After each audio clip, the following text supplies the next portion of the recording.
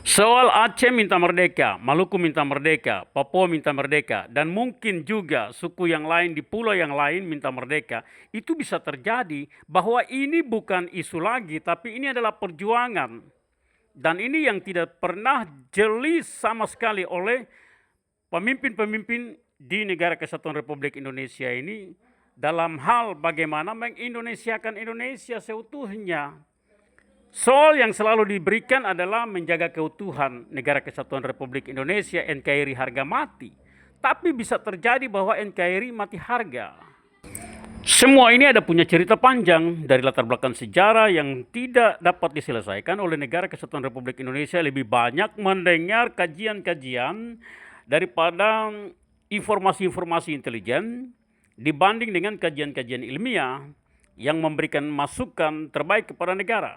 Saya melihat bahwa pendekatan-pendekatan negara kepada daerah-daerah yang berpotensi konflik minta merdeka ini sudah tidak dengan akal sehat. Misalnya ketika Aceh bersuara hari ini, ketika Presiden menyampaikan siapkan senjatamu, itu bukan solusi itu. Itu bukan solusi.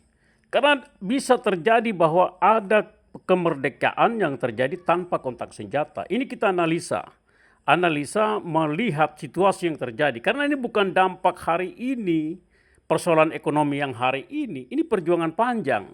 Lalu ada dampak lain, yaitu saya bilang, dari dampak Perang Dunia Kedua, kepentingan siapa di situ untuk Asia Pasifik, sudah jelas di situ.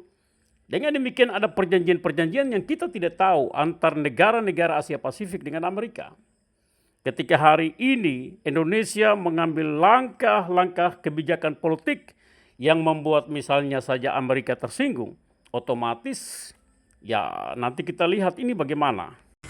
Ini sejarah mencatat ada durian runtuh yang jatuh dan kesempatan dimakan oleh Indonesia, di mana ketika 6 Agustus 1945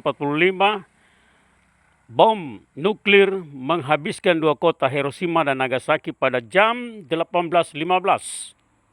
Dan pada tanggal 17 Agustus Indonesia bisa dapat memproklamirkan kemerdekaannya karena Jepang angkat kaki meninggalkan Indonesia. Jepang kalah di Asia Pasifik.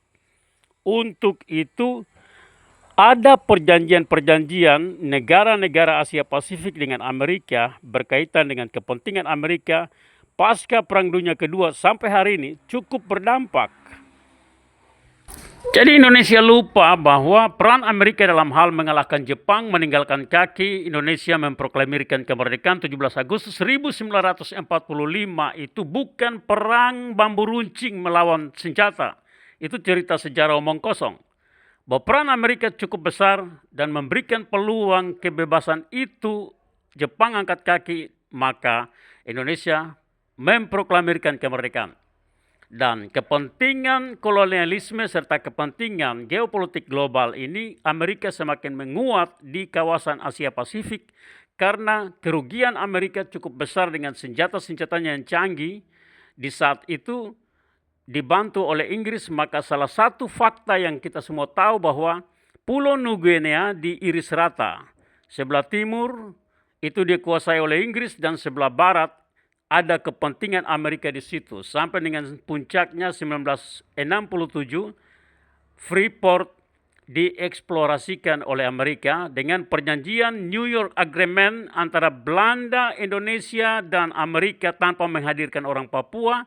Sampai dengan pada PPRA 1969, itu menjadi catatan yang hari ini orang Papua itu tidak mendapatkan sebuah literasi buku yang dicatat oleh sejarawan ataupun dicatat oleh para sejarawan Indonesia ataupun sejarawan manapun yang dapat diterima oleh orang Papua bahwa itu PPRA benar-benar adalah benar.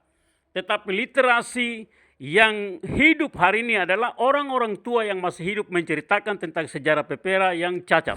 Indonesia akan mengalami kesulitan besar dalam hal menyelesaikan persoalan disintegrasi bangsa, terutama persoalan Papua.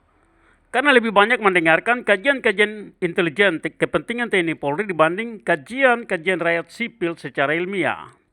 Nah, persoalan kepentingan Amerika, kepentingan Freeport, kepentingan oligarki, di sini Indonesia tidak bisa dapat memakai dasar tuntutan daripada orang asli Papua terhadap Freeport.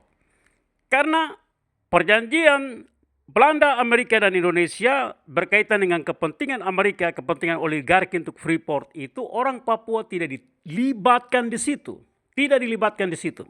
Sehingga hari ini ketika Indonesia menarik sebagian saham, ini sudah sangat menyinggung perasaan Amerika bahwa ada perjanjian kontrak karya yang setiap akhir 10 tahun itu harus diperpanjang.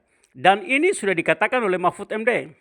Dengan demikian potensi-potensi untuk disintegrasi bangsa ini bisa terjadi melalui apa? Krisis moneter akan diciptakan.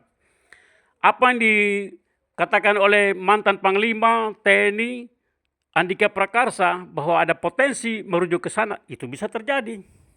Dan saya memprediksi bahwa bisa terjadi bahwa ada negara-negara baru yang muncul di Indonesia tanpa kontak senjata karena krisis parah di Indonesia.